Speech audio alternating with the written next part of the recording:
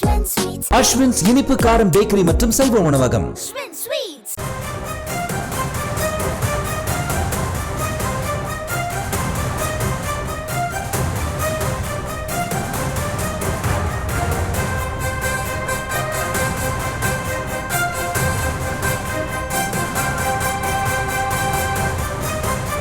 ஈரோடு கிழக்கு இடைத்தேர்தல் வாக்குப்பதிவு தொடங்கி இருக்கிறது. காலையிலேயே நீண்ட வரிசையில் நின்று மக்கள் வாக்களித்து வருகிறார்கள். ஈரோடு இடைத்தேர்தலானது இன்று நடைபெற இருக்கும் நிலையில் வாக்குப்பதிவு தொடங்கி இருக்கிறது. ஈரோடு கிழக்கில் திமுக மற்றும் நாம் தமிழர் கட்சி இடையே போட்டி நிலவுகிறது. இந்த நிலையில் வாக்குப்பதிவு தொடங்கி விறுவிறுப்பாக நடைபெற்று வருகிறது. மக்கள் காலையிலேயே வரிசையில் நின்று வாக்களித்து வருகிறார்கள். அந்த அண்மை செய்தியை பார்த்து வருகிறோம்.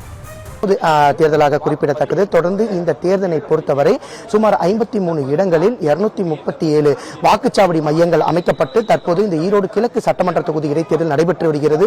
சுமார் 2,27,000 வாக்காளர்கள் அடங்கிய இந்த ஈரோடு கிழக்கு சட்டமன்ற தொகுதியை பொறுத்தவரை தற்போது EVKS இளங்கோவன் மறைந்ததற்கு பின்பு இந்திய தேர்தல் ஆணையத்தின் மூலம் இந்த தேர்தல் என்பது நடைபெற்று வருகிறது. அதே சமயத்தில் இந்த தொகுதியை பொறுத்தவரை சுமார் 2,27,000 வாக்காளர்களை கொண்ட தொகுதியாக இருக்கின்ற பட்சத்தினால் 237 வாக்குச்சாவடிகள் அமைக்கப்பட்டு அந்த வாக்குச்சாவடிகளில் சிசிடிவி காட்சிகள் பொருத்தப்பட்டு தற்போது இந்த வாக்குப்பதிவு என்பது தற்போது தொடங்கி இருக்கின்றது. நம்ம இருக்கின்ற பகுதி சூரம்பட்டி 4 ரோடு பகுதியில் உள்ள ஒரு தனியார் பள்ளி தான் தற்போது நின்று கொண்டிருக்கின்றோம். இந்த பள்ளி வாக்குச்சாவடியை பொறுத்தவரை காலை முதலே இருந்து வாக்காளர்கள் வரிசையாக நின்று தற்போது அவங்களுடைய ஜனநாயக கடமையை ஆற்றி வருகின்றனர்.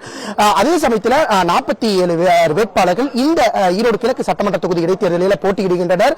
தொடர்ந்து இந்த தொகுதியை பொறுத்தவரை சுமார் 1197 தேர்தல் பணியாளர்களும் அதே சமயத்தில் 2000 காவல்துறையினரும் 300 துணை ராணுவ படையினரும் இந்த தேர்தல் பாதுகாப்பு பணியில் ஈடுபட்டு வருகின்றனர்.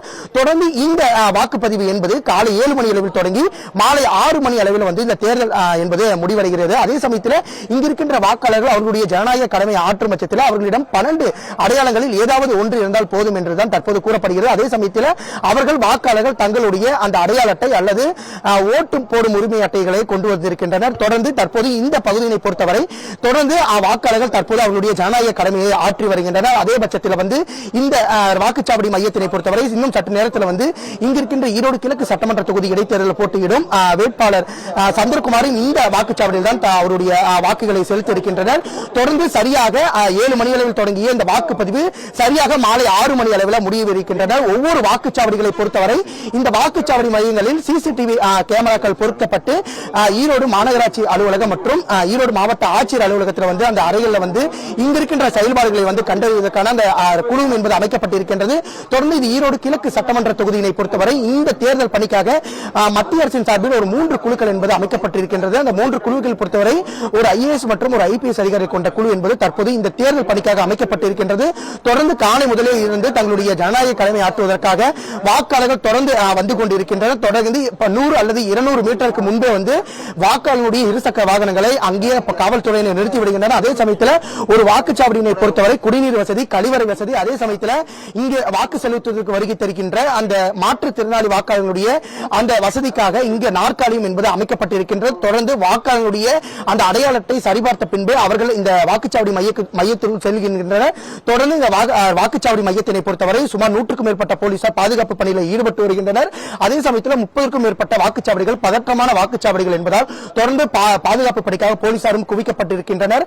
ஆங்காங்கே துணை ராணுவ படையினரும் கண்காணிப்பு கேமராக்களை பொருத்தப்பட்டு பாதுகாப்பு பணியில் ஈடுபட்டு வருகின்றனர்.